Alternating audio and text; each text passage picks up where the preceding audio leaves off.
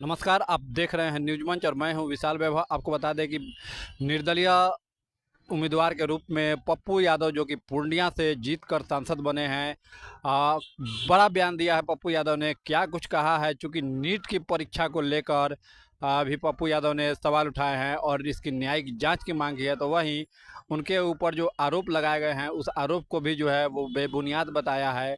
और इस दौरान हालांकि उन्होंने नेता प्रतिपक्ष तेजस्वी यादव पर भी जो है जोरदार हमला बोला है। तो कहीं ना कहीं पप्पू यादव ने बड़ा बयान दिया है। क्या कुछ कहा है पप्पू यादव ने, आपको छोड़ जाते हैं उनके बयान के साथ। बने रहिए न्यूज मंच के साथ। न्यूज मंच के लिए विशाल वैभव, पटना। पहला तो मेरा डिमांड है कि नीट्स को जो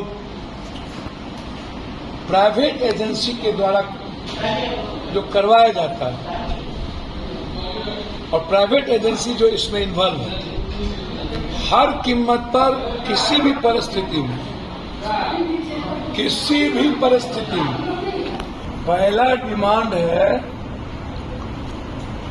कि जो भी एजेंसी हायर किया गया है, प्राइवेट एजेंसी, नीट्स के एग्जामिनेशन को कंडक्ट करके उसको नंबरिंग कर रिजल्ट देने का, मैं पहला डिमांड है मेरा कि प्राइवेट एजेंसी को खत्म किया जाए। हर परिस्थिति में प्राइवेट एजेंसी, चाहे वो जैसा का हो चाहे किसी का भी। दूसरा, 4 तारीख को जब भारत में सबसे बड़ा लोकतंत्र के महापर्व का रिजल्ट हो रहा था, फिर उस दिन नीट्स के रिजल्ट को आउट करके एक ही जगह के 68 बच्चों पे एक ही मार्किंग में रिजल्ट को देना, इस तरह हजारीबाग की भी घटना, अन्य कई ऐसे लॉज है बिहार में, पटना में, जहां 12 लड़के एक लॉज में हैं तो वो 12 को एक ही नंबरिंग आना। ये सब मामला सुप्रीम कोर्ट के न्यायाधीश से जांच का है या हम लोग सदन में जेपीसी से जांच का ये मामला उठाएंगे कि ये मामला जेपीसी से जांच हो। इस देश में सबसे बड़ा यदि आतंकी व्यवस्था कुछ आज के डेट में है तो प्रतिभावान बच्चे, जीनियस बच्चों की जिंदगी के साथ खिलवाड़ करने की सरकार की नीति और नीयत। आने वाले समय में कोई भी क्वेश्चन आउट ना हो और नीट्स में हमारे बच्चों की जिंदगी के साथ खिलवाड़ ना हो, इसके लिए कोई भी सीमा हम क्रॉस करेंगे सदन और सदन के बाहर, चाहे इसके लिए परिणाम जितना भयावह। 1200 बच्चे हजारीबाग से जुड़ा हो, पूर्णिया और पटना में भी पकड़ा है। आप इस बात को, वही बात नहीं कह रहा हूं, आप इस बात को समझिए कि कितना डेंजरस है। आपने मामले को पेंडिंग करके फिर एग्जामिनेशन लेना, यही आपके सारे नियत को और व्यवस्था के पूरी तरह पारदर्शिता जो होनी चाहिए उस पर सवाल खड़ा करता है। इसीलिए ये सारा एग्जाम कैंसिल होना चाहिए, टोटल जितना हुआ, और इसकी इंक्वायरी पूरे तरीके से होना चाहिए सारे प्राइवेट एजेंसी। जो उसमें बच्चे सही में कुछ लायक हों उसको तो परेशानी होगी ना भैया, बिल्कुल परेशानी होगी, इसलिए तो जांच का विषय है। इसलिए तो मैं कह रहा हूं कॉपी की जांच करिए और जांच करने के बाद तब कैंसिल करिए उन लोगों का और एफआईआर लॉन्च करिए। लाखों बच्चे डिप्रेशन में जा रहे हैं। लाखों बच्चे डिप्रेशन में नहीं जा रहे हैं। 20 बच्चे और बच्चियां आत्महत्या कर लिए कोटा में। 3 बच्ची तिरमाला बिल्डिंग से छलांग लगा करके मर गई, जिसका वीडियो वायरल है। लाखों बच्चे नहीं, डिप्रेशन में नहीं गए, आत्महत्या कर चुके हैं 20 बच्चे अभी तक में, सिर्फ कोटा में।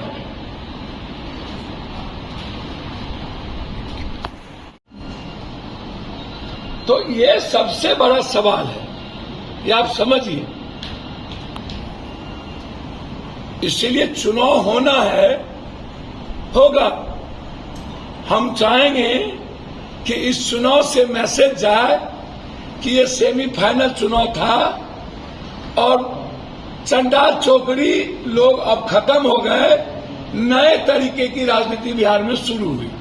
तो हम चाहेंगे कि पुरानी घिसी पीटी राजनीति खत्म हो और एक नई लाइफलाइन जनता और बिहार की शुरुआत हो। उसमें मेरा प्रयास होगा इन चंडाल चौकड़ी से अलग कोई एक रास्ता तय। सेमीफाइनल की आपने बात की, क्या सेमीफाइनल में आपके बैट्समैन उतरेंगे क्या रुपौली में? भैया हम एक अच्छे लोगों की बात करेंगे ना जी, और भले लोगों की। अच्छे लोग होंगे तो पप्पू यादव अच्छे लोगों के साथ तो खड़ा रहता ही है।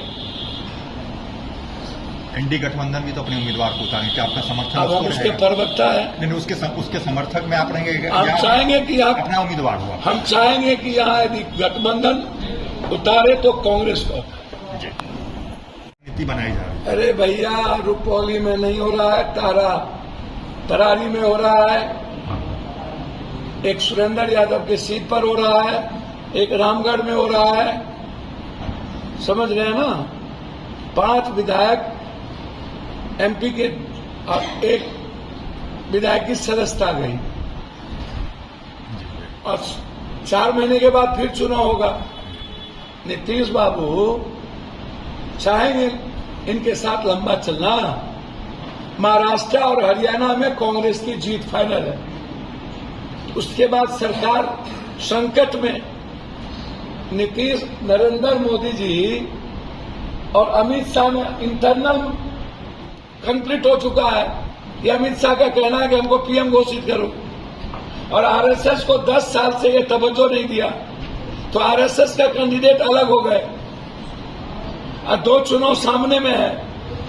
तीसरा चुनाव दिसंबर में झारखंड है। तो हमें लगता है कि झारखंड के साथ ही चुनाव बिहार में न कराया जाए। और नीतीश कुमार जी का तो अपमान हो गया और पूरा बिहार का अपमान हो गया, चाहे बीजेपी के मंत्रियों को ही हो। आपने मंत्रिमंडल में लिया है कि मजाक किया है? तो हम तो नीतीश जी से कहे थे कि जनता के साथ न आप हैं तो आप पहले विशेष राज्य का दर्जा मांग लीजिए, विशेष पैकेज मांग लीजिए, हाई डैम मांग लीजिए। और जो कांग्रेस के साथ जो 3 वादे हुए थे, अग्निवीर पर पुनर्विचार, जाति जनगणना और एसटी एससी ओबीसी के लिए 69% आरक्षण, ये तीनों आप कर दीजिए। ये तो चुनाव ही है 4-5 महीने का।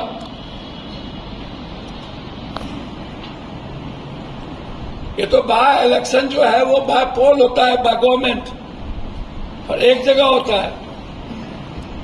जनता भी बहुत इसमें इंटरेस्ट नहीं लेती है। भाई इसमें क्या होना है? कोई कहता है सरकार को न जाना है आना है, चलो इसी को दे देते हैं। कोई इंटरेस्ट नहीं होता है इस सब चीजों से। या जो लोग जीत के जाता है वो फिर सरकारे का हो जाता है। आपका रहेगा, आप अकेले जिता के भेज दीजिएगा, कल के दिन वो अपने मन मियां मिट्टू हो जाएगा। आजकल किस पर भरोसे कीजिएगा?